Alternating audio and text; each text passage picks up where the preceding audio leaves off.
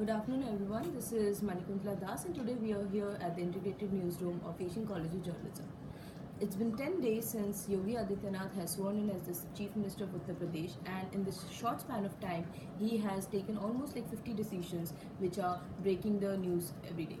So, the most important thing that he has done is the ban on the illegal slaughterhouses. Maybe, what do you have to say about this? Like, what are your views on this? The first thing is about banning cow slaughterhouses. Is it a religious or political issue for BJP? Most people say that it's a religious issue, but on the face of it, but it's not the case with the cow slaughter. If you consider the places where the Christian majority people are there, just like Northeast State, Mizoram, Meghalaya, and Nagaland, in which next year is going to be, next year there is going to be assembly polls. They are tuning a different tone. BJP spokesperson over there said that we don't have any intention of banning beef meats over there. So it's clearly a political issue rather than a religious issue.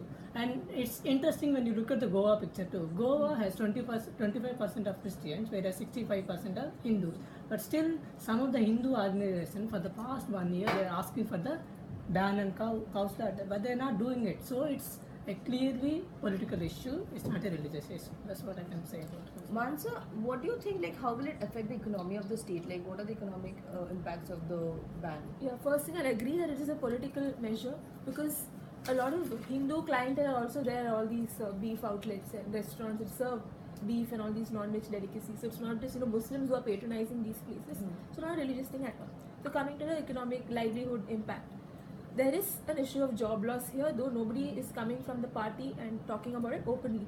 But in a report yesterday in the Times of India, so an official who wanted to be anonymous, he's an official from the Animal Husbandry Department, so he's confirmed that there are losses of jobs. That is why you have strikes and protests by all these slaughterhouse associations happening. See, political or religious, a measure has to be implemented properly. I just feel it's like some flash in the pan thing. You're elected and suddenly you go on this rampage. You introduce all these measures. You have to do it properly. You need to have comprehensive verification whether a slaughterhouse is illegal or legal, because that is the whole issue here, right? They're saying that the ban is only for illegal abattoirs, but the fact remains a lot of legal licensed slaughterhouses also being also shut down. Like 3 meat processing units of this Bahujan Samajwadi parties, they own 3 processing units, and those 3 units were asked to be sealed.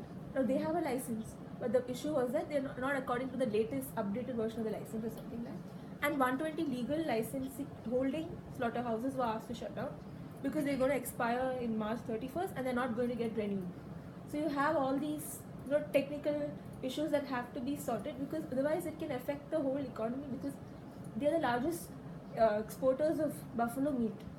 Like a lot of demand is there in the Gulf for low cost halal buffalo meat which comes from UP. And the fact remains they're talking about 32 government approved slaughterhouses. Only 32. There's so much demand and there's a shortage of legal government approved slaughterhouses. So you need to increase the government approach. And also a couple of them are not functional. Reports are coming, they're not functional, they're not even being set up. It's just there on paper. Yeah.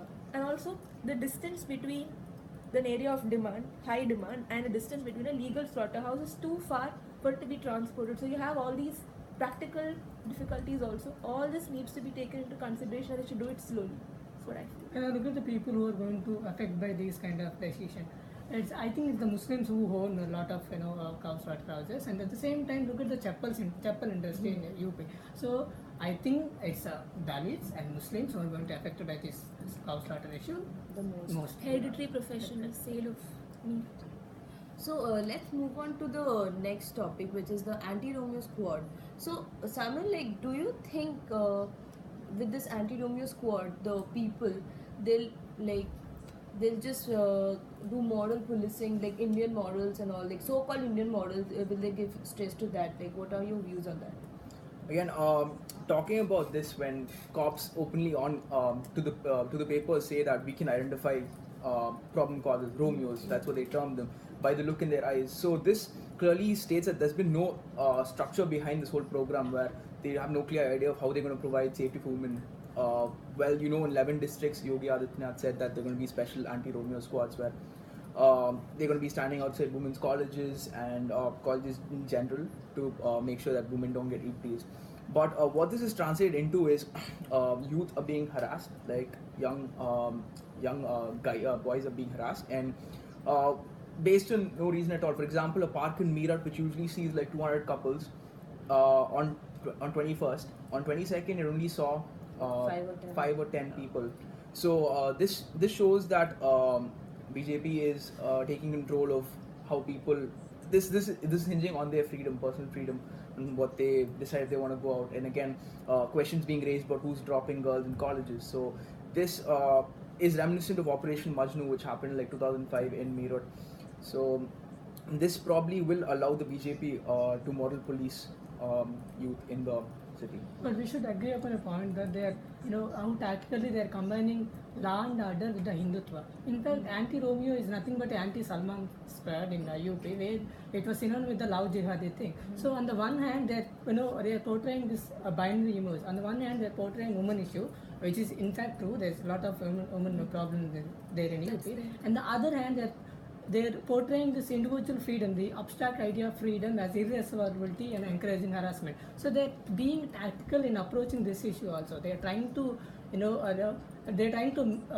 the law and order with the Hindutva first. So they can't, if opposition party say that anti-Romeo squad is, is illegal and all the other kind of stuff, they're going to say that anti-Romeo squad is nothing but to prevent the atrocity against women issues. So we need to understand the tactical issues, tactical things that are being taken. I completely agree with Mehdi on that, because now it comes to a point where there is a couple sitting in a park. So, and if this is going to be the case where anti-Romeo squads are going to harass the guy, this allows the BJP to selectively choose the partner for a particular girl based on which community he could be from. So theoretically, it is possible with these anti-Romeo squads. And something else is problematic is this move, though must be well-intentioned and all that, but it's problematic in a country which already has few gender relations. You can't talk to a boy, you can't hold a girl's hand, even if it's a brother or a cousin, you're questioned.